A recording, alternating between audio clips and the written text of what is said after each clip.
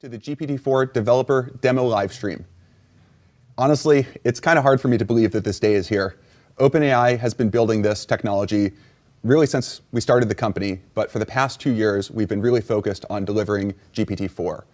That started with rebuilding our entire training stack, actually training the model, and then seeing what it was capable of, trying to figure out its capabilities, its risks, working with partners in order to test it in real-world scenarios, really tuning its behavior, optimizing the model, getting it available so that you can use it. And so today, our goal is to show you a little bit of how to make GPT-4 shine, how to really get the most out of it, where its kind of weaknesses are, where we're still working on it, and just how to really use it as a good tool, a good partner. So if you're interested in participating in the stream, if you go to our Discord, so that's discord.gg/OpenAI, there's comments in there, and we'll take a couple of audience suggestions. So the first thing I want to show you is the first task that GPT-4 could do that we never really got 3.5 to do. And the way to think about this is all throughout training that you're constantly doing all this work. It's 2 a.m., the pager goes off, you fix the model, and you're always wondering, is it going to work? Is all this effort actually going to pan out? And so we all had a pet task that we really liked and that we would all individually be trying to see, is the model capable of it now? And I'm going to show you the first one that we had a success for 4, but never really got there for 3.5. So I'm just going to copy the top of our blog post from today, going to paste it into our playground. Now this is our new chat completions playground that came out 2 weeks ago. I'm going to show you first with GPT 3.5. 4 has the same API to it, the same playground. The way that it works is you have a system message where you explain to the model what it's supposed to do. And we've made these models very steerable, so you can provide it with really any instruction you want, whatever you dream up. And the model will adhere to it pretty well. And in the future, it will get increasingly powerful at steering the model very reliably.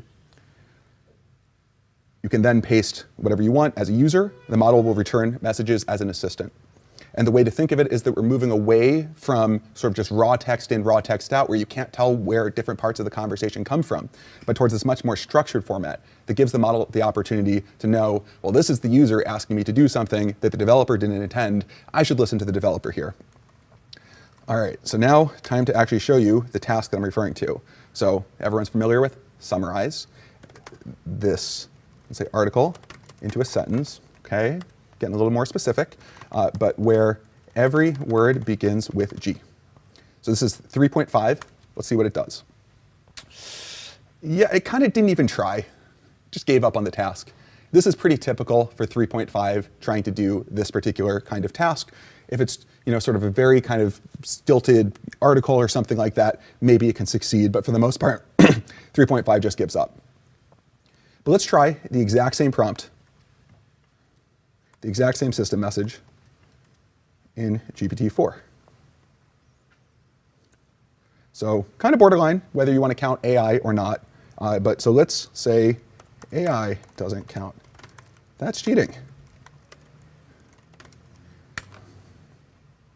So fair enough. The model happily accepts my feedback. So now to make sure it's not just good for G's, I'd like to turn this over to the audience. I'll take a suggestion on what letter to try next. In the meanwhile, while I'm waiting for our moderators to pick the lucky letter, I will give a try with A. But in this case, I'll say GPT-4 is fine. Why not? Also, pretty good summary. So I'll hop over to our Discord. All right. Wow.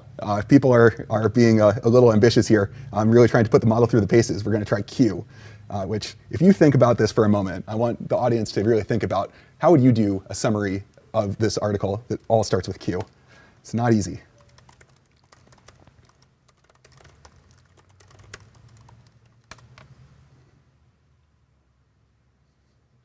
It's pretty good. That's pretty good. All right, so I've shown you summarizing an existing article. I want to show you how you can flexibly combine ideas between different articles. So I'm going to take this article that was on Hacker News yesterday, copy paste it into the same conversation, so it has all the context of what we were just doing. I'm going to say, find one common theme between this article and the GPT-4 blog. So this is an article about Pinecone, which is a Python web app development framework, and it's making the technology more accessible, user-friendly. If you don't think that was insightful enough, you can always give some feedback and say, that was not insightful enough. Please. No, I'll just leave it there. Leave it up to the model to decide. So bridging the gap between powerful technologies and practical applications. Seems not bad. And of course, you can ask for any other kind of task you want using its flexible language understanding and synthesis. You can ask for something like, now turn the GPT-4 blog post into a rhyming poem.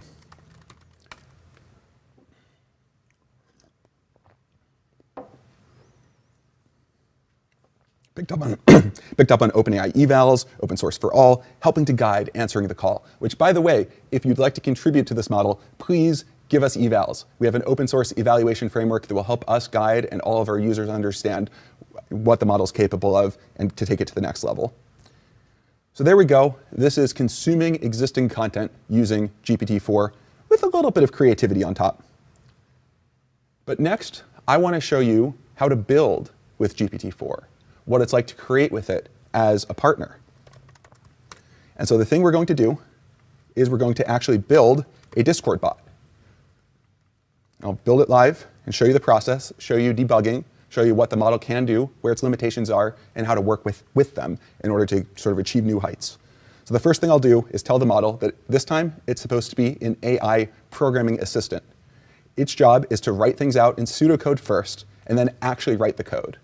And this approach is very helpful to let the model break down the problem into smaller pieces. And then that way, you're not kind of asking it to just come up with a super hard solution to a problem all in one go. It also makes it very interpretable because you can see exactly what the model was thinking, and you can even provide corrections if you'd like. So here is the prompt that we're going to ask it. This is the kind of thing that 3.5 would totally choke on if you've tried anything like it. But so we're going to ask for a Discord bot that uses the GPT-4 API to read images and text. Now, there's one problem here, which is this model's training cutoff is in 2021, which means it has not seen our new chat completions format. So I literally just went to the blog post from 2 weeks ago, copy-pasted from the blog post, including the response format. It has not seen the new image extension to that, and so I just kind of wrote that up in just very minimal detail about how to include images. And now the model can actually leverage that documentation that it did not have memorized, that it does not know.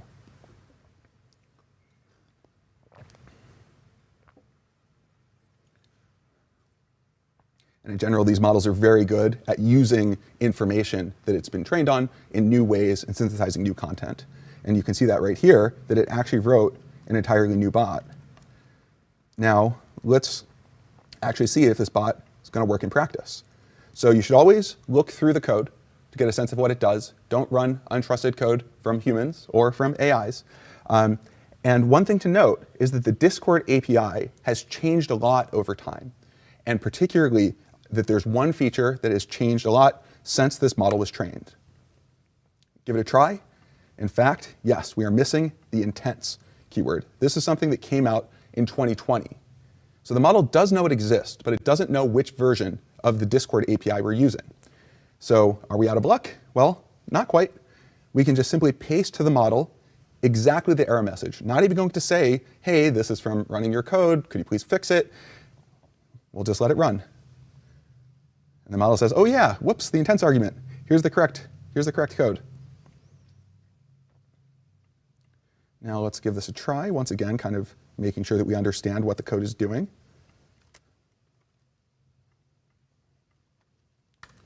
Now, a second issue that can come up is it doesn't know what environment I'm running in. And if you notice, it says, hey, here's this inscrutable error message, which if you've not used Jupyter Notebook a lot with async IO before, you probably have no idea what this means. But fortunately, once again, you can just sort of say to the model, hey, I'm using Jupyter and would like to make this work. Can you fix it? And the specific problem is that there's already an event loop running, so you need to use this nest async IO library. You need to call nest async IO.apply. The model knows all of this. correctly instantiates all of these pieces into the bot. It even helpfully tells you, oh, you're running in Jupyter. Well, you can do this bang pip install in order to install the package if you don't already have it. That was very helpful. So now we'll run, and it looks like something happened. So the first thing I'll do is go over to our Discord, and I will paste in a screenshot of our Discord itself. So remember, GPT-4 is not just a language model. It's also a vision model. In fact, it can flexibly accept inputs that intersperse images and text arbitrarily, kind of like a document. Now, the image feature is in preview, so this is going to be a little sneak peek. It's not yet publicly available. It's something we're working with one partner called Be My Eyes in order to really start to develop it and get it ready for prime time. But you can ask anything you like. For example, I can't, I'll say GPT-4, hello world, can you describe this image in painstaking detail? All right, which first of all, think of how you would do this yourself. There's a lot of different things you could latch onto, a lot of different pieces of the system you could describe. And we can go over to the actual code and we can see that, yep, we in fact received the message, have formatted an appropriate request for our API. And now we wait, because one of the things we have to do is we have to make the system faster. That's one of the things that we're working on optimizing. In the meanwhile, I just want to say to the audience that's watching, we'll take an audience request next. So if you have an image and a task you'd like to accomplish, please submit that to the Discord. Our moderators will pick one that we'll run. So you can see that the Discord, oh, it looks like we have a response. Perfect. So it's a screenshot of a Discord application interface. Pretty good. Did not even describe it. It knows that it's Discord. There's probably Discord written there somewhere where it just kind of knows this from prior experience. Server icon labeled GPT-4 describes the interface in great detail. Talks about all the people telling me that I'm supposed to do Q. Very, very kind audience. And describes a bunch of the notification messages and the users that are in the channel. And so there you go. That's some pretty good understanding. Now, this next one, if you notice, first of all, we got a post, but the model did not actually see the message. So is this a failure of the model or of the system around the model? Well, we can take a look. And if you notice, here, content is an empty string. We received a blank message contents. The reason for this is a dirty trick that we played on the AI. So if you go to the Discord documentation and you scroll through it all the way down to, it's hard for me to even find, honestly, to the message content intent, you'll see this was added as of September 2022 as a required field. So in order to receive a message that does not explicitly tag you, you now have to include this new intent in your code. Remember I said intents have changed a lot over time. This is much newer than the model is possibly able to know. So maybe we're out of luck. We have to debug this by hand. But once again, we can try to use GPT-4's language understanding capabilities to solve this. Now keep in mind, this is a document of I think this is 10,000, 15,000 words, something like that. It's not formatted very well. This is literally a Command-A copy-paste. This is what it's supposed to parse through to find in the middle of that document that, oh yeah, message contents, that's required now. But let's see if it can do it. So we will ask for, I am receiving blank message contents. Why could this be happening? How do I fix it? So one thing that's new about GPT-4 is context length. 32,000 tokens is kind of the upper limit that we support right now. And the model is able to flexibly use long documents. It's something we're still optimizing, so we recommend trying it out, but not necessarily sort of really scaling it up just yet, unless you have an application that really benefits from it. So if you're really interested in long context, please let us know. We want to see what kinds of applications it unlocks. But if you see, it says, oh yeah, message content intent was not enabled. And so you could either ask the model to write some code for you, or you could actually just, do it the old-fashioned way. Either way is fine. I think that this is an augmenting tool, makes you much more productive, but it's still important that you are in the driver's seat and are the manager and knows what's going on. So now we're connected once again. And Boris, would you like to rerun the message?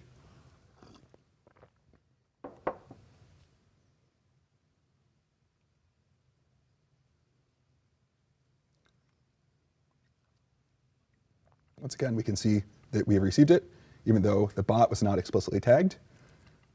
Seems like a pretty good description. Interesting. This is an interesting image, actually. It looks like it's a DALL-E generated one. And let's actually try this one as well.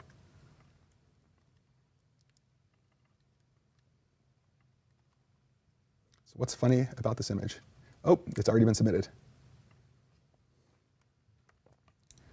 So once again, we can verify that it's making the right API calls. Squirrels do typically eat nuts. We don't expect them to use a camera or act like a human. So I think that's a pretty good explanation of why that image is funny. So I'm going to show you one more example of what you can do with this model. So I have here a nice hand-drawn mock-up of a joke website, definitely worthy of being put up on my refrigerator. So I'm just going to take out my phone, literally take a photo of this mock-up, and then I'm going to send it to our Discord.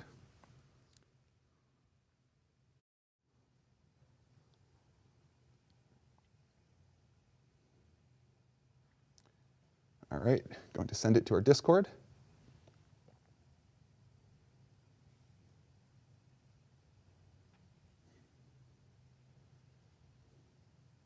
And this is, of course, the rockiest part, making sure that we actually send it to the right channel.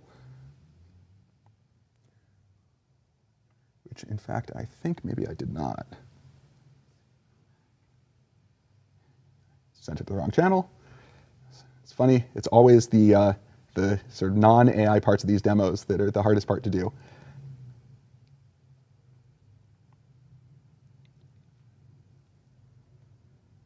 And here we go. Technology is now solved. And now we wait. So the thing that's amazing in my mind is that what's going on here is we're talking to a neural network. And this neural network was trained to predict what comes next. Right? It played this game of sort of being shown a partial document and then predicted what comes next across an unimaginably large amount of content. And from there, it learns all of these skills that you can apply in all of these very flexible ways. And so we can actually take now this output. So literally we just said to output the HTML from that picture. And here we go. Actual working JavaScript, filled in the jokes. For comparison, this was the original of our mockup. And so there you go, going from hand-drawn, beautiful art, if I do say so myself, to working website. And this is all just potential, right? You can see lots of different applications. We ourselves are still figuring out new ways to use this. So we're going to work with our partner. We're going to scale up from there, but please be patient because it's going to take us some time to really make this available for everyone. So I have one last thing to show you. I've shown you reading existing content. I've shown you how to build with the system as a partner. The last thing I'm going to show is how to work with the system to accomplish a task that none of us like to do, but we all have to. So you may have guessed, the thing we're going to do is taxes. Now note that GPT is not a certified tax professional, nor am I, so you should always check with your tax advisor. But it can be helpful to understand some dense content, to just be able to empower yourself to be able to sort of solve problems and get a handle on what's happening when you could not otherwise. So once again, I'll do a system message. In this case, I'm going to tell it that it's tax GPT, which is not a specific thing that we've trained into this model. You can be very creative if you want with the system message to really get the model in the mood of what is your job, what are you supposed to do. So I pasted in the tax code. This is about 16 pages worth of tax code. And there's this question about Alice and Bob. They got married at one point, and that here are their incomes, and they take a standard deduction. They're filing jointly. So first question, what is their standard deduction for 2018? So while the model is chugging, I'm going to solve this problem by hand to show you what's involved. So the standard deduction is the basic standard deduction plus the additional. The basic one is 200% for joint return of subparagraph C, which is here. Okay, so additional doesn't apply. The limitation doesn't apply. Okay, none of these apply. Oh, wait, special rules for taxable year 2018, which is the one we care about, through 2025, you have to substitute 12,000 for 3,000. So 200% of 12,000, 24,000 is the final answer. If you notice, the model got to the same conclusion, and you can actually read through its explanation. And to tell you the truth, the first time I tried to approach this problem myself, I could not figure it out. I spent half an hour reading through the tax code, trying to figure out this like back reference and why there's subparagraph, like just what's even going on. It was only by asking the model to spell out its reasoning, and then I followed along, that I was like, oh, I get it now. I understand how this works. And so that, I think, is where the power of this system lies. It's not perfect, but neither are you. And together, it's this amplifying tool that lets you just reach new heights. And you can go further. You can say, okay, now calculate their total liability.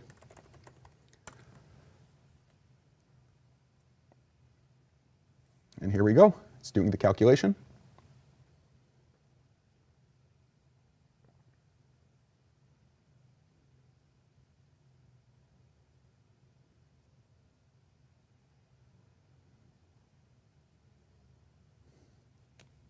Honestly, every time it does it, it's amazing. This model is so good at mental math. It's way, way better than I am at mental math. It's not hooked up to a calculator.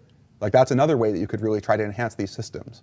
But it has these raw capabilities that are so flexible. It doesn't care if it's code, it doesn't care if it's language, it doesn't care if it's tax. All of these capabilities in one system that can be applied towards the problem that you care about, towards your application, towards whatever you build. And so to end it, the final thing that I will show is a little other dose of creativity, which is now summarize this problem into a rhyming poem.